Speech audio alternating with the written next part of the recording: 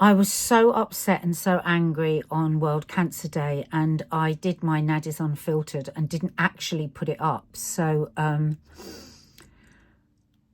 going to play it now because everything's still relevant. And I know so many people are struggling and are angry and frustrated and sad, whether they're going through treatment, whether somebody that they love is. Anyway, here it is. I've tried to start this video so many times now. So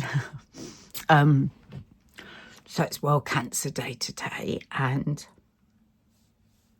I'm definitely struggling with it. And I know lots of you will be. Because there's hardly a person in the world that isn't touched by cancer in some way. Whether that's through a family, through friends, or indeed through yourself. If somebody's now watching who is going through cancer. So I have got the most colander brain. I don't remember anything, right? And got up a bit late today, and we were just rushing around trying to get ready for our show that we do every morning. I know lots of you watching Coffee Moaning. I'm supposed to be doing something now. I'm supposed to be looking at the stories.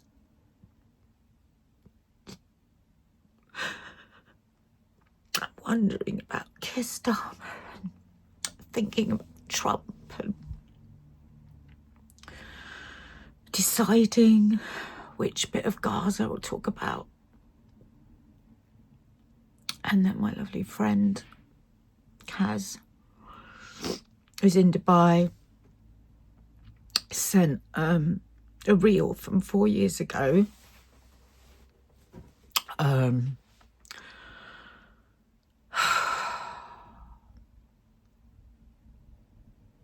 Two friends of ours,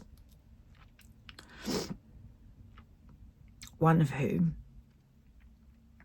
Anna, died just about 6 weeks ago. And was it 6 weeks? I don't even know. 27th of December.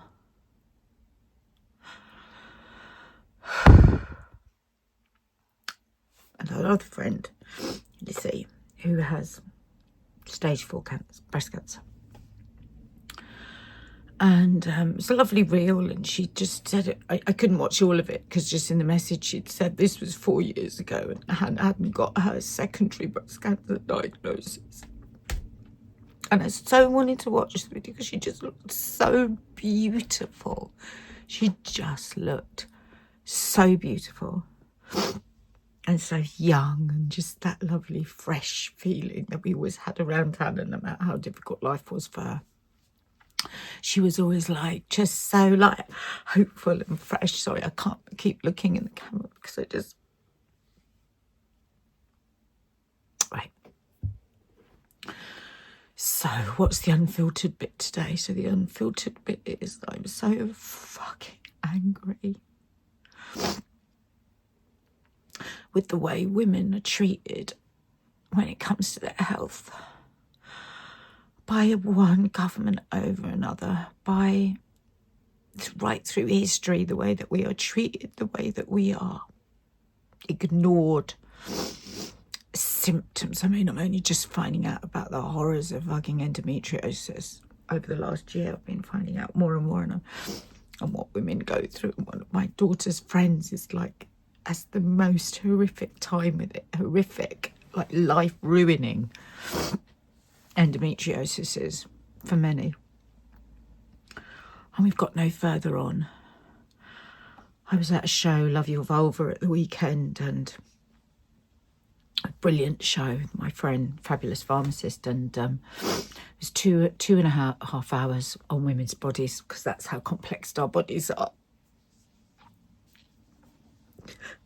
And it was a brilliant show, and it was like funny, and it was like serious, and it was like, there were so many things.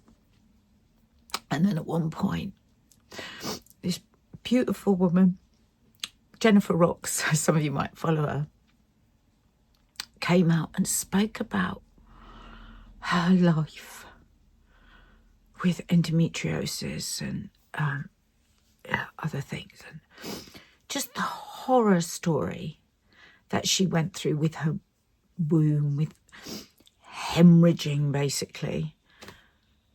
And how she just carried on, and she's one person, that one woman that represents millions of women. We're told right from when we first get our periods and we first get pain, just come on, just get up, get to school, get to work, get to college, go to the birthday party. We're constantly told to just like push through pain and do it anyway.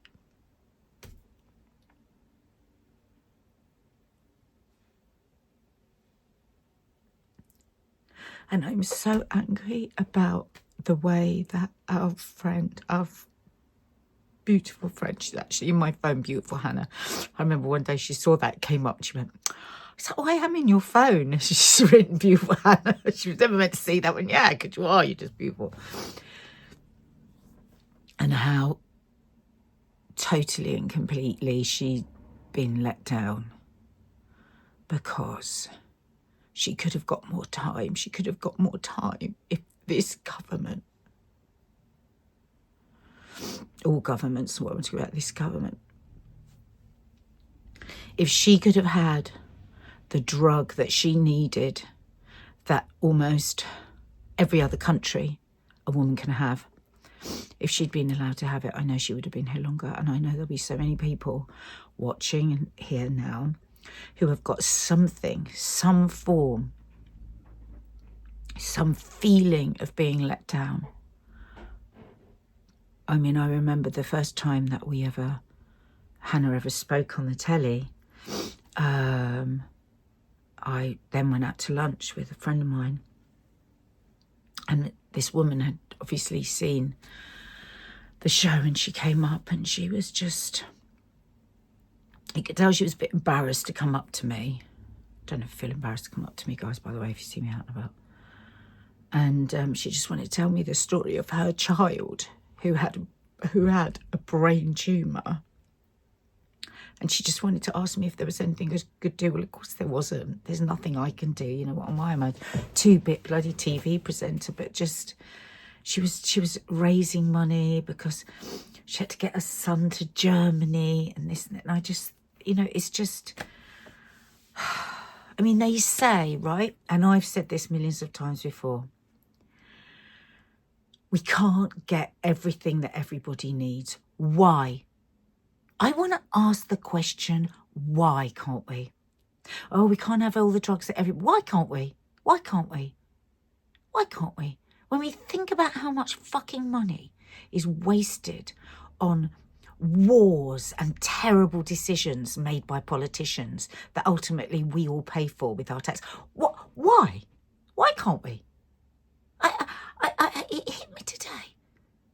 You almost feel stupid, like when I said, you know, I really think my friend would have been here longer if she'd been able to have the in her 2 drug that she needed, that she would have been able to have if she lived in fucking Scotland. And people listen sympathetically, you know, head cocked to one side, and 9 times out of 10, people say, well, I suppose the NHS can't get all the drugs that everybody needs. Why? Why not? Why not? Where else are we choosing to spend our money? What is more important than human life? What's more important to our friend's daughter, 5-year-old daughter, non-verbal, autistic, than her mom for another year? Because somewhere somebody decided a woman with secondary breast cancer, because it would have been highly unlikely that she would have got more than another year, wasn't worth another year. Wasn't worth it. We can save some money there. We can cross her out. We can cross all those women out. We'll cross all those women out, and then we'll move them over to this column when we're working out how we spend the money. Okay, this is literally what happened. We don't think, right, what we'll do is we won't class secondary stage 4 breast cancer as severe disease. What we'll do is we'll move them over to this column that says it's not severe, and then we won't be obliged to pay the money for this particular drug that she would only realistically, probably, unless she was very lucky, have only had for another year, so you couldn't pay for her for a year. And I know I'm rambling, but I just wanted to just like just like,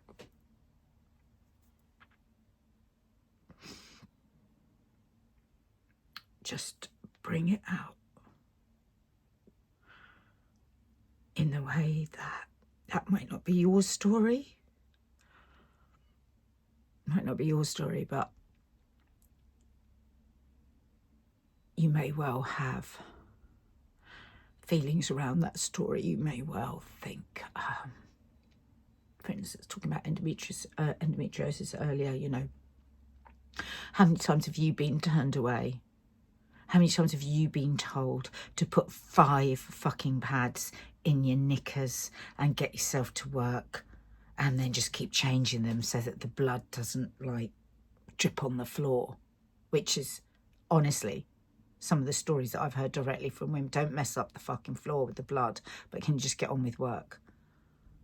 If men were pissing blood out of their penises in the way that women piss out blood when they've got endometriosis, can you imagine that it would go on for decades with nothing new to say? No new research, no new hope, no even light at the end of the tunnel.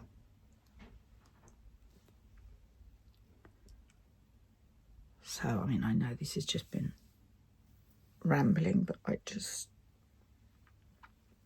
just what can't stay in a way is a horrible thing, because I think there's so many people that would just be blindsided by it today, and just like, you know, when I got that reel from my friend, and I was just like, fuck, yeah, you just get on with grief, don't you? You just potter around, you just get through, you just do what you're supposed to do, you smile everywhere, because now it's been weeks, so like, you're just getting on. But underneath it all, it's all going on in it.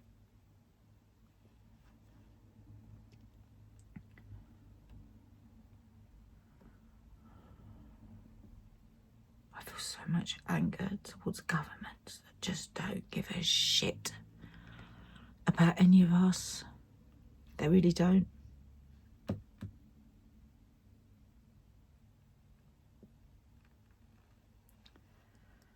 I don't even want to say at the end of this, well, the NHS do a great job, because we always have to just say something that wraps it all up nicely and leaves everyone feeling okay. I'm just fucking so angry. I'm so fucking angry that women are just continuously let down. And do you know, antidepressants, the way women are given them, it's all just been tested out on men's brains. You know, so many of the medicines we take is tested out on men's bodies, not tested out on women's bodies.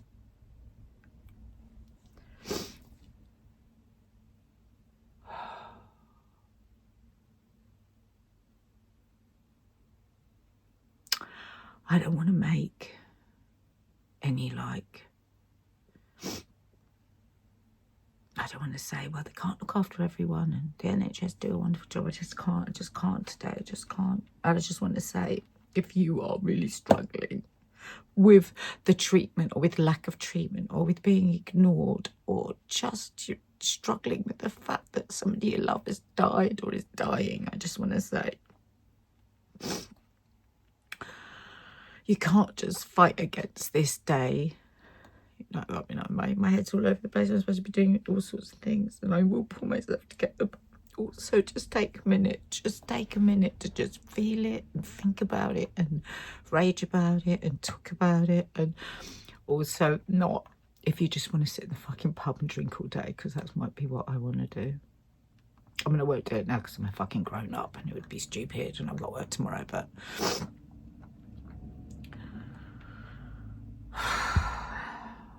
and of course alcohol is very bad for cancer.